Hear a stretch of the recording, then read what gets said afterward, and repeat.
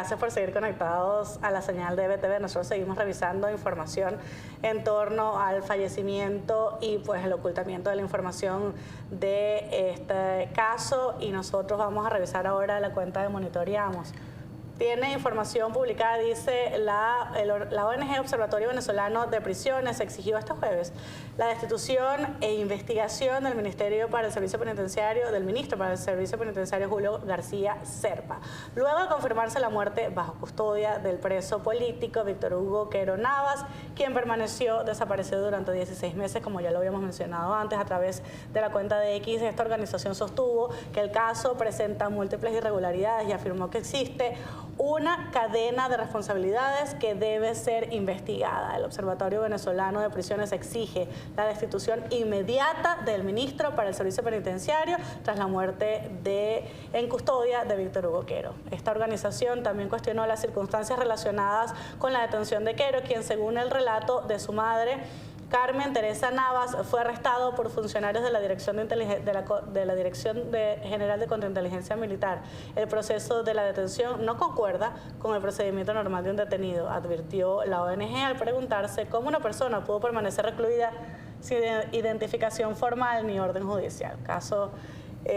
Irregularidades en este caso que siguen pues saliendo a la luz pública. Así es, María Fernanda. También la organización no gubernamental denuncia Justicia, Encuentro y Perdón que 27 presos políticos han muerto bajo la custodia del régimen tras el año 2014, o desde el año 2014. La organización Justicia, Encuentro y Perdón denunció que en Venezuela se ha consolidado un patrón sistemático de violaciones de derechos humanos dentro de los centros de reclusión, donde según sus registros han muerto 27 presos bajo custodia del régimen desde el año 2014. Tras la confirmación de la muerte de Víctor Hugo Quero Navas, la organización admitió que estos casos no responden a hechos aislados, sino a una práctica sostenida de represión que se ejecuta entre opacidad institucional, retrasos informativos y ausencia de garantías judiciales. La ONG afirmó también que la privación de libertad en estos contextos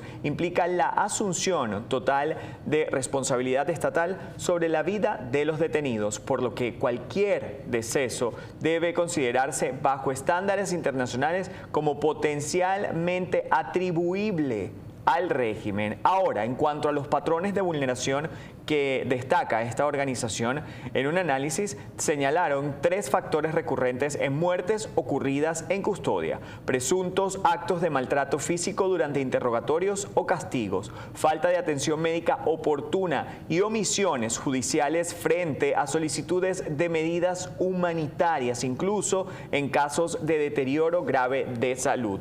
Caso como el que se había denunciado en reiteradas oportunidades sobre Víctor Hugo Quero, y como se ha reportado en reiteradas oportunidades sobre los presos políticos militares.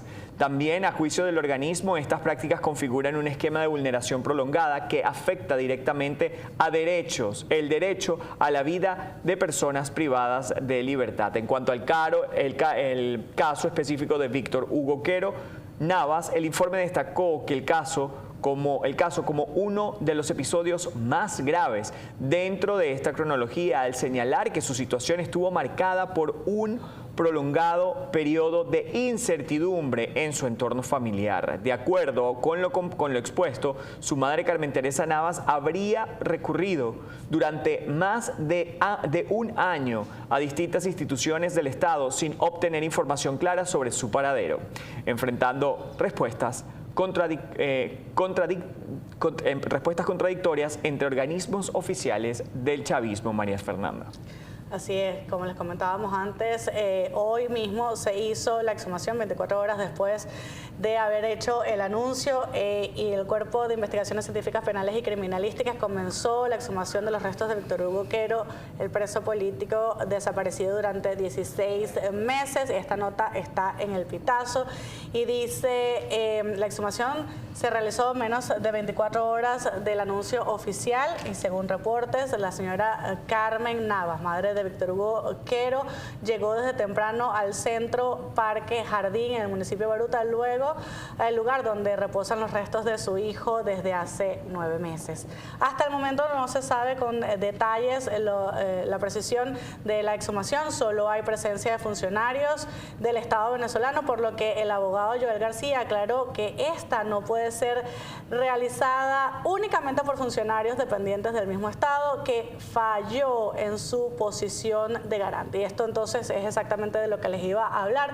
El tuit que habría hecho Joel García, abogado y defensor de derechos humanos, dice en su cuenta: la exhumación anunciada no puede ser realizada únicamente por funcionarios dependientes del mismo Estado que falló en su posición de garante. Es imperativo la presencia de observadores internacionales y la aplicación estricta del protocolo de Minnesota, y esto es respuesta al comunicado que habría hecho público el Ministerio Público el día de hoy. Rafa, ¿de qué se trata este protocolo? Sí, justamente es importante valorar este protocolo porque es otro de los incumplimientos. No sé, en cuanto a la exhumación, es importante valorar lo que vamos a destacar a continuación. Esto también lo hace una publicación de LATPAS-VE. A raíz del caso de Víctor Quero Navas, varios expertos están exigiendo la aplicación del protocolo de Minnesota. Y aquí ellos lo explican de forma resumida. Si ampliamos la imagen lo pueden ver más de cerca.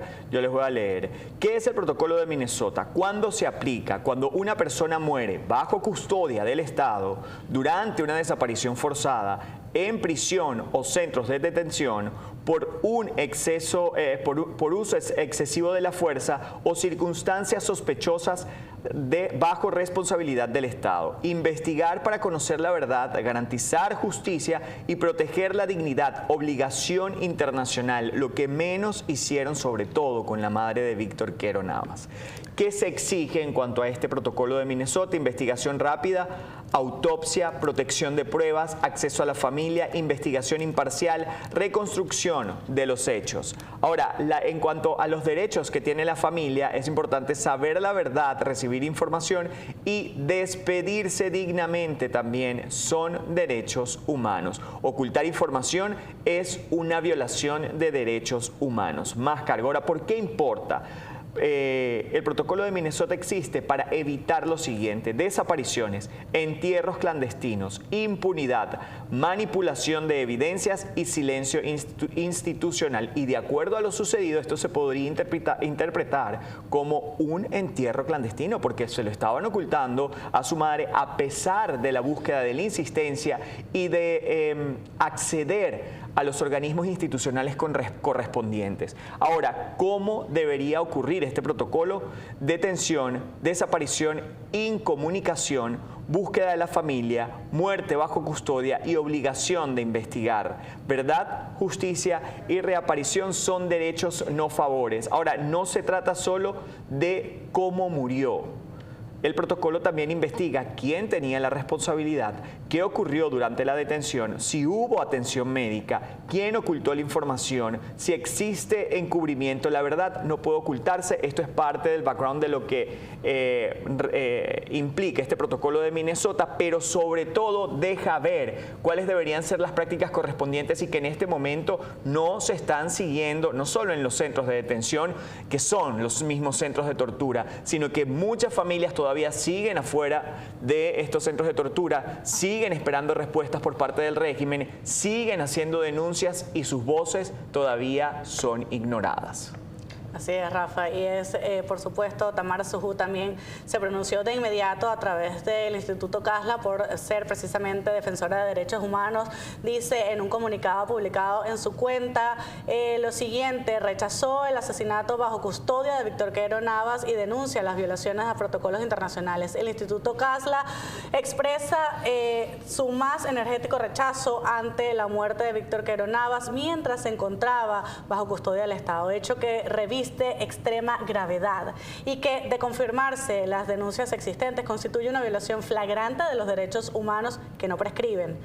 y los de obligaciones internacionales asumidas por los estados en materia de protección de personas privadas de libertad. Toda persona detenida se encuentra bajo responsabilidad directa de las autoridades que ejercen su custodia. El Estado tiene la obligación irrenunciable de garantizar su vida, integridad física, salud y dignidad. La muerte de una persona bajo custodia activa automáticamente el deber de realizar una investigación inmediata, independiente, imparcial y transparente. El caso de Víctor Hugo Quero Navas evidencia posibles transgresiones a normas fundamentales del derecho internacional, entre ellas la violación del derecho a la vida reconocido en las Declaraciones Universales de los Derechos Humanos y en el Pacto Internacional de Derechos Civiles Políticos, el incumplimiento de las reglas Mandela, que establece estándares obligatorios para el trato digno y protección de personas privadas de libertad, y posible vulneración de la Convención contra la Tortura,